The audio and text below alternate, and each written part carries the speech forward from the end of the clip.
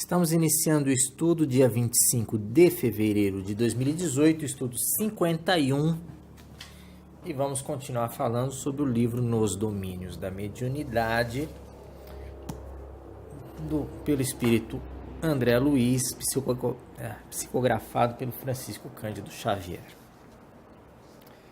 E aí, capítulo 6, então? Nós paramos no quinto? Nós paramos no quinto, né? Paramos no quinto. Eu falei muita coisa aqui, mas acho que eu vou reduzir para 3 coisas só, viu? Sem problema. Não, aqui na psicofonia consciente trata-se de um caso de um desencarnado que está numa situação complicada, está numa alienação mental, porque ele era, na vida material, ele era chegado a uma baguncinha. Tá. E teve um caso, um momento da vida dele que para ele ir para a farra dele, ele não ajudou a mãe dele que estava prestes a desencarnar. O cara do carnaval, né? O cara vai pro carnaval. Exatamente. Ele ficou 5 dias no carnaval. Não.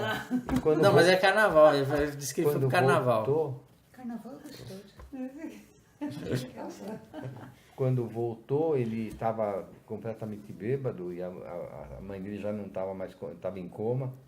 E ele se retirou, entrou num lugar lá abriu um gás, não sei para quê, e acabou desmaiando e se intoxicou com o gás e morreu por causa da intoxicação do gás. E a mãe? A mãe morreu também. Precisa treinar.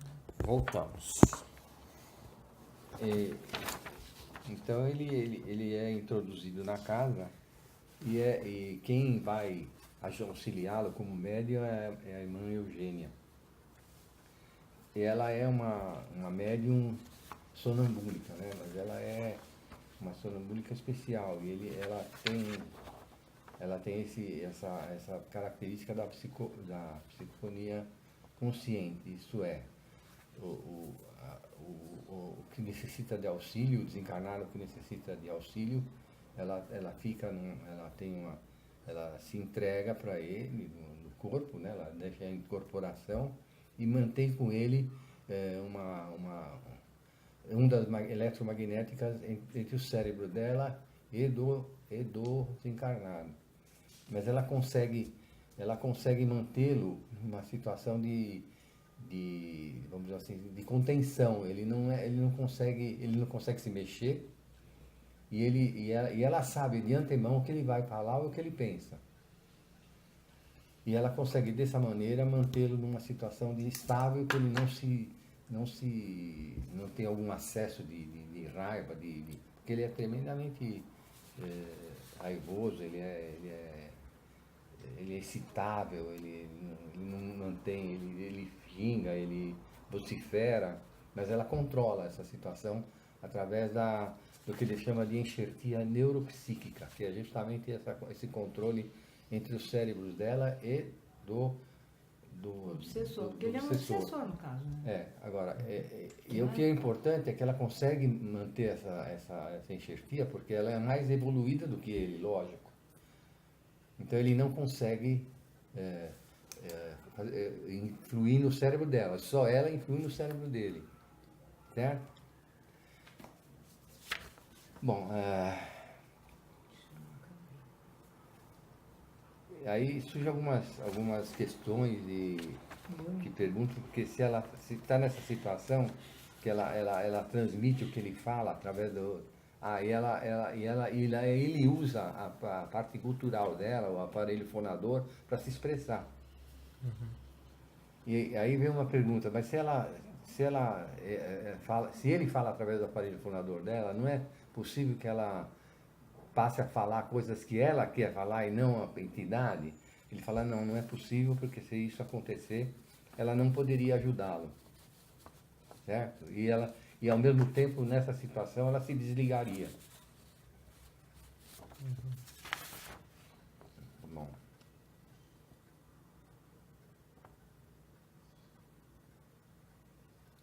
Então, ela se desligaria? Hã? Ela sim. Então, terceira consciente, se ela tentasse interferir. Ela pode se desligar da pessoa que ela está ajudando, do desencarnado que ela está ajudando, imediatamente e para a ajuda. Ah, entendi. Tá. Certo? Para não se prejudicar, Tá. ela para.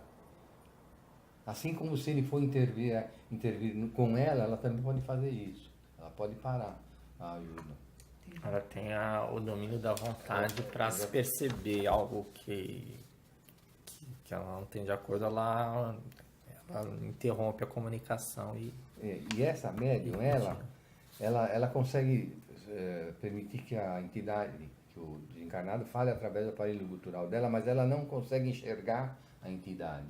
Ela não está desenvolvida para isso. Agora, tem uma outra médium que faz isso. É interessante que esse caso da psicofonia consciente, ele é muito... fica bem colocado em oposição ao capítulo 8. A gente vai chegar nele, né? A gente vai chegar. Que é a... Talvez até a gente pode falar do 8 e depois a gente volta para o 7. Porque o 7 é a continuação disso aqui. O 7 é a continuação, que é o tratamento dele. Então vamos fazer do 6 para 8, depois a gente volta para o 7. Fazer uma O organização. outro é a psicofonia. Que aí é a diferença das duas médias, né? Essa Dona Eugênia, que ela tem essa psicofonia consciente, ou seja, ela tá... ela mantém a consciência durante o processo, ela, como o Zé falou, ela sabe o que a pessoa vai falar antes, né? O que o espírito vai comunicar antes dele falar, mas ele só está usando aqui as cordas vocais, né, dela. E o caso do capítulo 8, que é a prestação de socorro a outro espírito, é prestado por outra médium, pela Dona Celina. E a Dona Celina, ela não mantém a consciência. O nível de mediunidade dela é diferente, né? Da Dona Eugênia, e ela não tem esse dom de manter a consciência durante o processo. Ela simplesmente se desliga ali. E a única coisa que mantém o domínio do corpo é pela qualidade moral.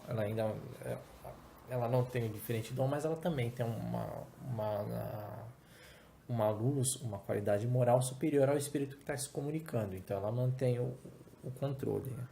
Além, claro, do auxílio dos outros dirigentes espirituais da casa que estão controlando todo o processo ali, estão supervisionando o processo.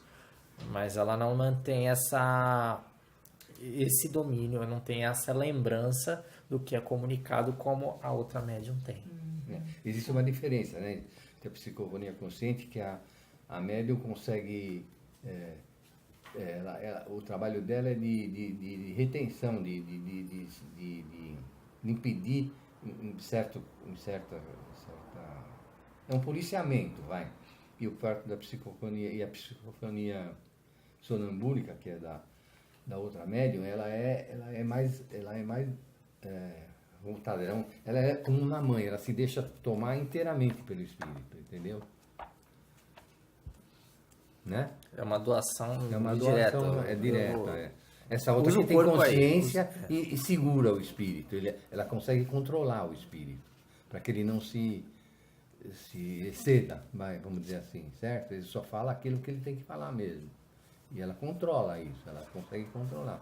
Agora, não é que a outra, a irmã, como é que é? Celina não consiga controlar, mas é diferente, porque ela se dá mais, ela é mais uma mãe, ela tem assim uma característica de doação maior do que a irmã Eugênia. Não é isso? Exatamente. E é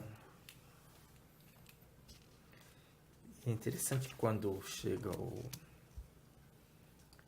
espírito que se comunica, era um espírito que estava há muitos séculos meio vagando na erraticidade, com uma ideia muito raivosa, né? Nosso jeito de ser um tirano que ele era, né? Ele era fazendeiro. O que ele era? Ele era um fazendeiro, riquíssimo, cheio de escravos, maltratava os escravos, punha no tronco, e os que fugiam ele punha no tronco e cegava. Tanto que ele veio cego. Quando ele, na primeira vez que ela vem com ele vem cego. Por isso que eu não tenho dó. Não, é sério, por isso que eu não tenho dó das pessoas. Eu ajudo, mas eu não tenho dó. O autista, o cara que vem, que nem eu estou dando auxílio lá pro rapaz que teve paralisia na hora do parto, todo torto, ele tem tudo, ele ouve, ele vê, ele só não fala. A única coisa que eu pensei, quando eu olhei, eu falei, eita, esse cara foi danado. Mas eu vou ajudar, entendeu? Não, claro, mas ele tá aqui dó, não. Dó tá aqui assim, para ser ajudado. Coitado, não. Né? Eu ajudo. Mas ele vem aqui, ele vem para recuperar o que ele fez de errado. Então tem que ser humilde, que nem eu. Põe a mão nele, aí ele anda tudo torto. O que eu tenho que fazer? Aí eu seguro na calça dele, chuto o calcanhar. Olha, deve ser assim, em tese, né? Humilhante até, às vezes. Mas...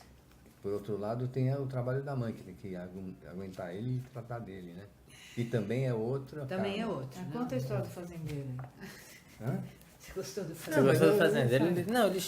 Ele chega e a primeira coisa que o André Luiz se espanta fala assim, mas Ele ela é nossa... desencarnou? Desencarnado. Sim.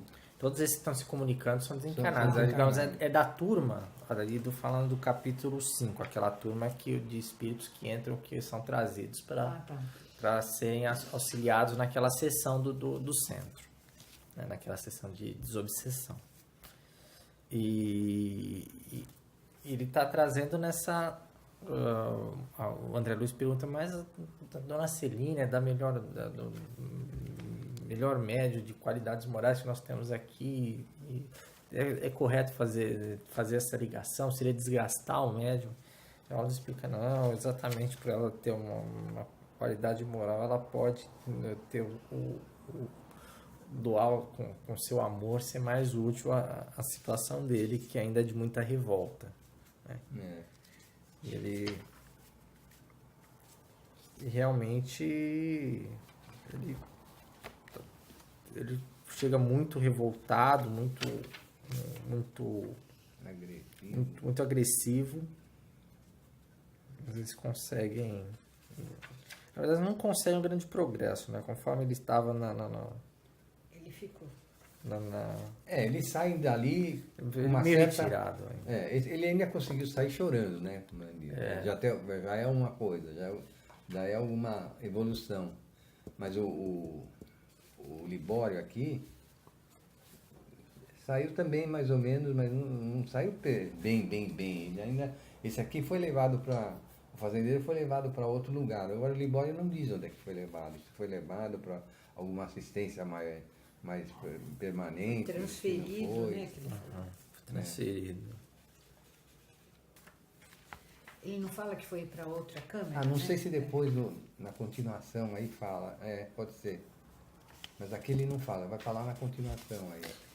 Porque aí na verdade é o capítulo 7º que ele fala, e eles usam... O 7º é a continuação do uma tratamento continuação. do Libório. Na verdade, eles passam a trabalhar com condensador ectoplásmico. Isso, essa rede, exatamente. Explica isso. Que é eles...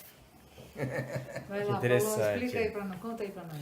Eles usam o ectoplasma da corrente para fazer uma espécie de tela espiritual. E na tela espiritual passam os pensamentos, a ideia mental do espírito, né? do Libório. Tudo que ele fez. Tudo que ele fez. E ali, naquele momento, é que ele descobre que ele desencarnou, porque ele não sabia, ele estava meio... Aí ele descobre o que aconteceu, que ele largou a mãe, foi pro carnaval, e passou, assim, ele saiu, sei lá, na sexta ou no sábado, voltou só na quarta-feira. E aí voltou, mostra ele foi, sei lá, acho que fazer um chá, fazer um café, esquentava com alguma coisa na cozinha. Abriu o gás. Abriu o gás e esqueceu e aí desmaiou lá, como se diz, deu PT, né? Deu PT na casa e o cheiro e o gás, a quantidade do gás que saiu do fogão, porque não conseguiu acender o fogo, acabou levando ele ao desencarne. E aí que ele descobriu, e aí passou a pensar na mãe e tal, e aí a partir de lembrar, de ver toda a situação, é que ele se sensibilizou e realmente ele conseguiu pedir auxílio e levarem ele para um posto de socorro. Na verdade, Foi a socorrido. mãe dele. A mãe dele que estava. Ele reencontra a mãe, aí faz um reencontro com a mãe, o filho, e ele é muito emocionado, pede perdão, fala que vai fala que vai tomar jeito, fala que vai se emendar e é levado para um posto de socorro. Mas o interessante do capítulo 7 em termos de fenômeno é o condensador ectoplásmico. Né? Condensador de ectoplasma? Eles chamam no livro de condensador ectoplásmico, né? Que é um condensador de ectoplasma usado a partir das energias do ectoplasma dos médios que estão na corrente, né? Dos médios que estão em trabalho aquela noite, eles usam para montar uma telinha e passam um filminho da vida do espírito que estava sendo atendido. Né? Na página 76. Essa é a história do capítulo 6. Então, fazendo uma recapitulação. O capítulo 6 ele fala de psicofonia consciente. O capítulo 7 ele fala do condensador de ectoplasma.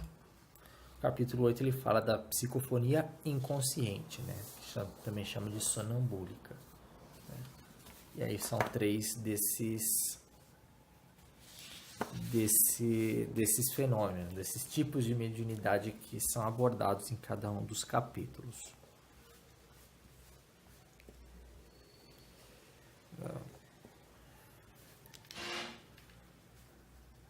A janela da cozinha. O capítulo 9 já é uma situação que não é uma situação de manifestação direta pelos médiuns trabalhadores da casa. Né? É um caso de obsessão direta, em que o espírito obsessor... É obsessão mesmo o capítulo, né? Possessão. Possessão. Então, como o título do capítulo fala, né, o espírito obsessor, ele, de certa forma, assume o controle do corpo não do médium, do perseguido. Pode ser do encarnado. Do encarnado. Desencarnado. Então, uma pessoa que está lá doente, meio murcho. Acaba sugando as energias da pessoa, né? E no meio da noite lá da sessão, de repente ele tem um choque e sofre um ataque epilético. Só que o que está acontecendo nesse ataque epilético, né? O lado espiritual. É o espírito que está lá sugando as energias a tal ponto que desequilibra o centro nervoso da pessoa. E aí, levando para trás, o que aconteceu nessa situação? São espíritos que, na vida anterior, eles tiveram uma dívida causada entre eles, diretamente, né? Então, ele não era um perseguidor, digamos, ao acaso. Ele estava perseguindo aquele espírito porque aquele espírito tinha causado um problema para ele na vida anterior. Eu não anotei exatamente qual era o problema, mas por isso eu estou abrindo o livro aqui neste momento para...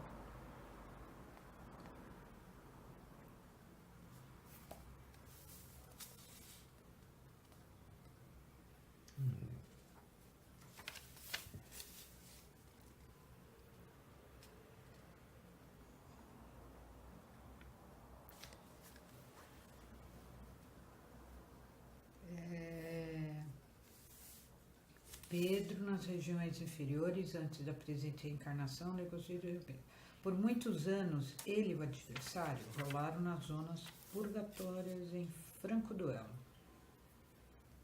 Eles ficaram brigando aí por um monte de tempo. Acho que nem eles sabem por que eles estavam brigando no começo mesmo.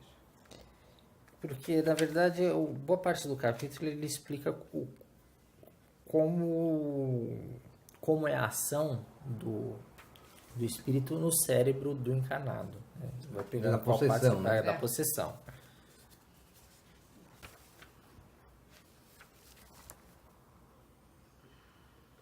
Ele fala qual é a diferença entre obsessão e possessão? Eu não sei se ele fala exatamente neste livro, mas assim, a possessão ele é um domínio mais completo, digamos assim, mais Que a forte obsessão. que a obsessão. A obsessão pode ser só uma influência. A possessão ele chega, por exemplo, como acontece, né, nesse caso, ele derruba a pessoa ali. Dá até a convulsão. Se a pessoa tivesse desconectada do corpo.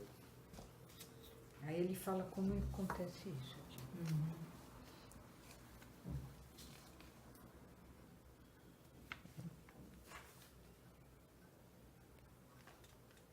E aí eles falam que, de certa forma, por ter esse contato, o Pedro, que é o enfermo encarnado, ele não deixa de ser um médium, porque ele tem um contato com o mundo espiritual, né?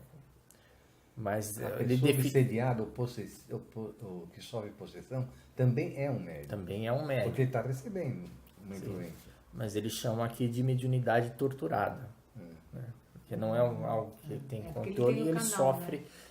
E algo que, no caso, é muito sofrido para ele. Ele sofre danos físicos com essa... Ele justamente não tem aquela capacidade que a irmã Eugênia tem de controlar a coisa. Ele fica completamente largado, completamente sob a ação daquele obsessor, daquele possessivo. Né? Eu não sei. No caso, na verdade, eles eram irmãos, né? Esses dois atividades, é o eles caso eram do irmãos irmão, que ele caso dos seduziu a irmãos. irmã, Ele- que a é o irmã- vítima agora, seduziu a irmã do outro que tá perseguindo ele. Essa é a história. coisa. A trama. É a trama. É o irmão que seduziu a mulher do outro irmão. E aquele que teve a mulher seduzida fica possessionando. Pensando bater. Agora pode. Eu lembrei. Na verdade ele chega no centro espírita com a mãe que está levando ele para receber auxílio. E a verdade, a mãe... Ele mata o irmão, né? Eu Acho que sim. talvez. É. Eu acho que é. Na verdade, ele conseguiu internar o irmão no hospício. Exatamente. Alguma coisa ele fez com o irmão. Ele era médico e ele atestou que o irmão era louco e internou no hospício. Exatamente. Foi... E a esposa do irmão, que foi a quem ele seduziu, voltou como mãe dele. Então a mãe dele que tá levando era a esposa do desencarnado, que foi pivô da briga da história. É um embrólio. É uma confusão familiar grande. Mas eles apontam esse detalhe, que hoje, esse que está sofrendo como vítima, na verdade, foi o causador da raiva, do problema na vida anterior. Então, de certa forma, assim, essa história é coitadinho nessa vida, mas na vida anterior ele aprontou. Não do mesmo jeito que... Então eles ficaram muito tempo na erradicidade. Né? Eles ficaram... Eles não falam quanto tempo, mas eles falaram que quando os dois desencarnaram, ficaram numa luta constante ali. Ficaram, sei lá, um atacando o outro, até que voltou. Voltou numa nova reencarnação esse moço que era o causador. E voltou como filho da mulher com que ele tinha cometido a falta. Tá. Mas recapitulando, capítulo 9, nesse caso, fala da possessão, do caso digamos, de uma espécie de mediunidade, mas na verdade uma ação direta do espírito, nesse caso de um espírito vingativo, contra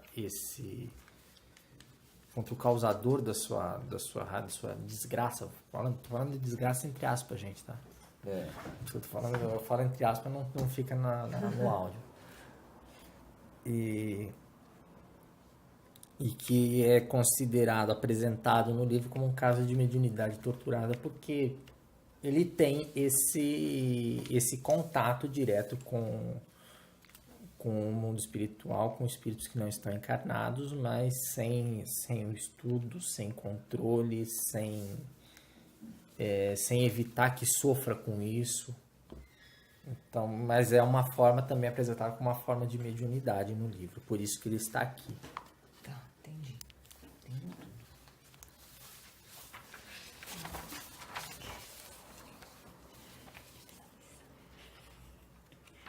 Capítulo 10 fala de sonambulismo torturado.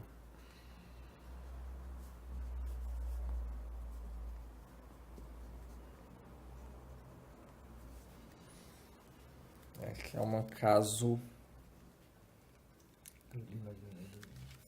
Esse talvez seja um caso que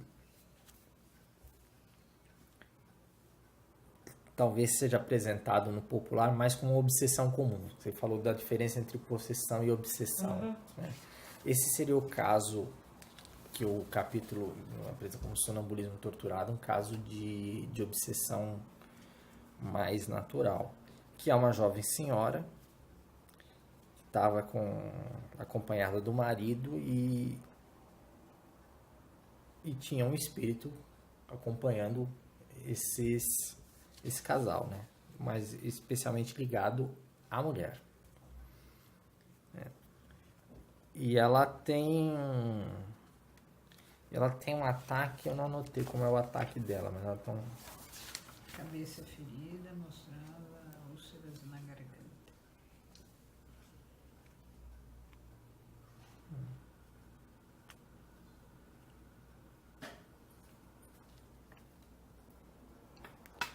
Ela tem um ataque, tipo um ataque nervoso, né? Até que ela começa a gritar, a chorar, não consegue falar e na verdade era por efeito do espírito que estava ali com ela, que na verdade acompanhava ela desde que ela encarnou, né? Desde que ela era criança. Né? Então ela sempre foi uma pessoa doente, com muitos problemas de saúde, com esses tipos de ataques dos nervos, né? de ataques nervosos, estéticos que ninguém conseguia explicar. Mas em algum momento ela melhorou, teve alguma melhora pontual, né? Saiu de casa, casou e agora com o marido estava voltando a ter esses casos que eram mais fortes depois que ela tinha sofrido um aborto, na verdade, não, acho que não provocado, né? Não fala se é provocado ou não. Acho que não é. Acho que pela própria fragilidade do organismo que ela perdeu. E o que é interessante é que, na verdade, o espírito que estava perseguia ela desde a infância era exatamente o espírito que iria reencarnar como filho. Que ela também era ligado a esse casal, aos dois, desde outras vidas, que também tinha problemas. Também aconteceu coisas na outra vida que deixaram uma dívida entre eles e esse espírito. E por conta dessas dívidas do ódio que ele alimentava, ele acompanhava a mulher desde a infância. Então ele já estava ali perseguindo já tinha marcou na testa e falou, vou atrás de você por onde você for. E ele estava mais revoltado depois da situação do aborto, que ele achava que não ia ter, que era de certa forma a chance deles se refazer, se reconciliar, ou talvez se vingar, isso não está claro exatamente, mas a partir do aborto ele acha que ele não tem mais chance, que não vão mais aceitar a vinda dele como filho, e passa a atacar mais fortemente a mulher, né? Mas não é um caso de possessão, ela não perde a consciência, como no caso anterior do rapaz, né? Do capítulo 9. Esse caso ela tem ataques, tem assim, ele tem influência sobre o que ela vai fazer, mas ele não tem domínio sobre o organismo dela. Apesar do organismo dela ser frágil e, por exemplo, não ser, nesse momento, não ser capaz de, por exemplo, ter uma nova gravidez e dar vida a ele, como era a programação. E aí você lembra de alguma coisa do capítulo 10? Eu li, mas eu não lembro direito. O que me deixou mais, que me marcou. Eu li a primeira semana, desculpa. Pai. O que me marcou mais do capítulo 10, que na hora eu lembrei de algumas coisas, foi que fala que quando ela quer se expressar, ou ele, por causa da garganta que tá entumecida, tá toda inflamada, tal, ela fala ela não dá para falar, então ela fala Não consegue. não consegue falar, mas ela tenta se expressar, mas não consegue, tá? Então isso eu só lembrei de algumas vezes, mesmo em gira, algumas coisas, que tinham entidades que vinham e não conseguiam falar. Parece que o plexo laríngeo não estava focado, parece que ele estava parado, sabe? Porque ele normalmente gira, Bloqueado. abre e fecha, bloqueado, perfeita palavra. Sabe, me lembrou algumas entidades um pouco que o pessoal chama de encosto, essas coisas assim. Eles vêm, normalmente eles não conseguem falar normal, que nem nós estamos falando aqui. Eles sempre falam mais rouco, mais para dentro, a voz sempre meio danada, sabe? A voz é um negócio Difícil de meio entender isso. Né? Não, é meio... Parece que puxa, mas não sai, sabe? É um negócio meio... Não sei explicar direito. Isso, quando eu li, eu lembrei disso. Falei, nossa, às vezes em alguma gira, tinha algumas... Principalmente quando vinha a gira de Exu, assim, vinha essas pessoas, nossa, era complicado. Porque eles faziam uma força danada e você notava que não saía. E nesse caso é interessante explicar, porque como acontece em vários livros do André Luiz, eles explicam por que ele não conseguia se comunicar quando ela estava sob influência dele. E que fisicamente o último desencarne dele foi por envenenamento via oral. Tomou uma coisa que corroeu. Então, por isso ele tinha, no perispírito, ele tinha uma certa destruição de cordas faz a vocais, formicida. laringes. A formicida faz isso. A pessoa toma, corrói tudo. Corrói garganta, esôfago, tudo. Então deve ter a mesma dificuldade. Você não sabia? Não, eu sabia. Nossa, isso que leva fazia um tempo. tempo que eu não falava sobre isso. Não, mas é legal. E leva um tempo, né? Mesmo quando você está no plano espiritual, para você recompor. Sim.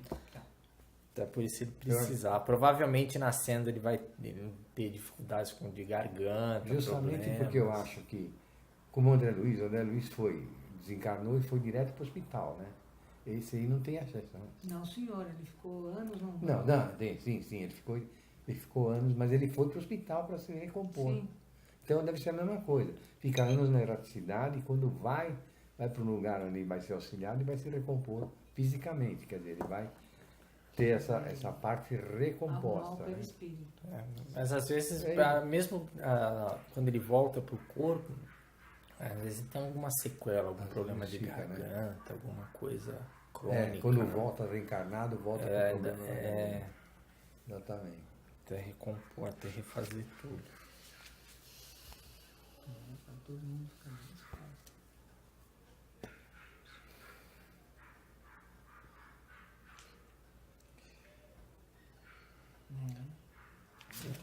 Capítulo 11 é interessante. Deixa eu ver. Deixa eu ver até onde vamos.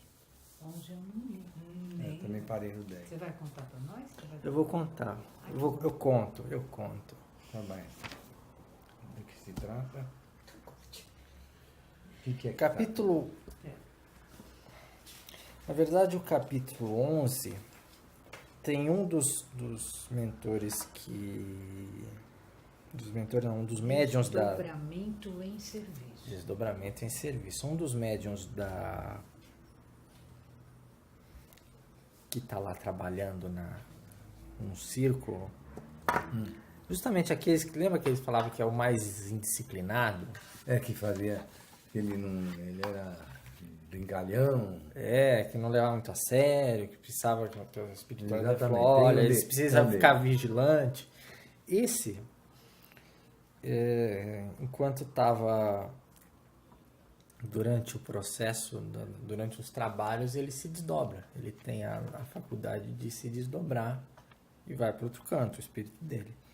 E nesse caso, ele foi visitar um amigo do grupo, um médium que fazia parte dos trabalhos daquele centro e que tinha desencarnado, né?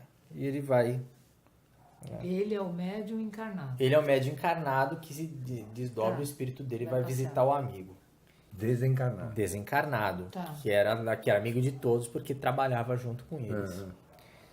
E ele consegue transmitir uma mensagem desse amigo para o grupo. É bem interessante.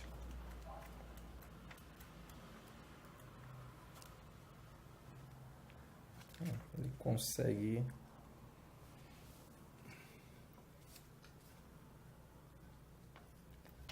E é bem interessante. Ele passa...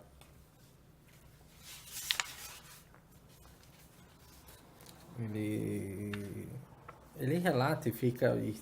é uma comoção muito grande quando ele relata a mensagem. Fala, nossa, o Oliveira, tô vendo, tá mais moço. E passa uma mensagem dele. E é interessante porque... Como é que ele passa? Ele passa como se ele estivesse falando aqui, vendo uma coisa, vendo uma imagem, né? Quase como se fosse uma fantasia, que ele estivesse realmente vendo em outro canto, que é o que está acontecendo com o espírito dele, né? E aí ele relata o que passa e relata o que o amigo transmite para a reunião. E cria uma comoção muito grande. O Oliveira... que Mas se ele tá foi há bem, tanto né? tempo. Ele tá bem. Nesse caso ele tava... Eu acho que ele estava numa colônia, em tratamento. Deixa eu caçar aqui. Eu anoto de forma esquemática, aí eu tenho que caçar os detalhes no livro. Aham. É que vocês não riscam o livro, né? Eu rabisco tudo. Eu risquei tudo onde eu vi aí. Você também Eu não rabisco os meus. Minha mãe rabisca os livros dela. Esse livro é da minha mãe. Que eu acho Tá que tem rabiscado. coisa, eu pego a régua e... Eu não rabisco. rabisco tudo, mar. Pode ver aí, tá tudo lá. Nesse eu não cheguei no 11, mas até...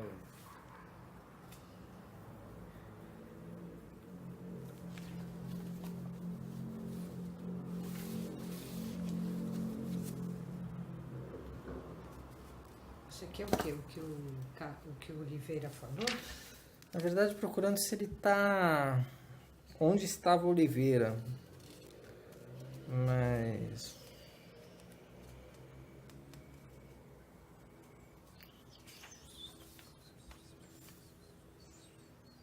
Não achei. Na verdade, ele foi... Apesar de ter o dom, ele não vai sozinho. Ele vai com espíritos que estão...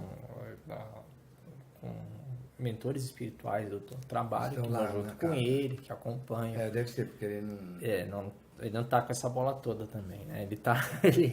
Ele tem o dom, mas ele não tá... preparado. Ele né, não tá pra preparado para enfrentar os usar a vontade dele. E já não achei onde estava o Oliveira, mas enfim, o Oliveira tinha condições pelo menos de mandar uma mensagem para o grupo que entre as coisas que ele fala que em breve vai estar junto do grupo. Eu acho que ele está em tratamento, em algum posto de socorro, em algum hospital, mas algo em em regeneração, em recuperação depois do desencarne, e manda mensagem para a comoção de todos que na reunião, e é praticamente a deixa para eles encerrarem. O próximo capítulo é o encerramento da reunião mediúnica. E acho que nós podemos encerrar os nossos trabalhos de hoje por aqui. Vamos parar por aqui, né? Porque o outro aí é clarividência, Já muda. que já muda, e era legal a gente, se pudesse eu ler, também- né? Eu também preciso ler. Vocês também Olha lá. li. Clarividência e clareaudiência, era legal a gente discutir isso. Eu conheci uma clarividência, mas depois eu conto. Certo? E aí,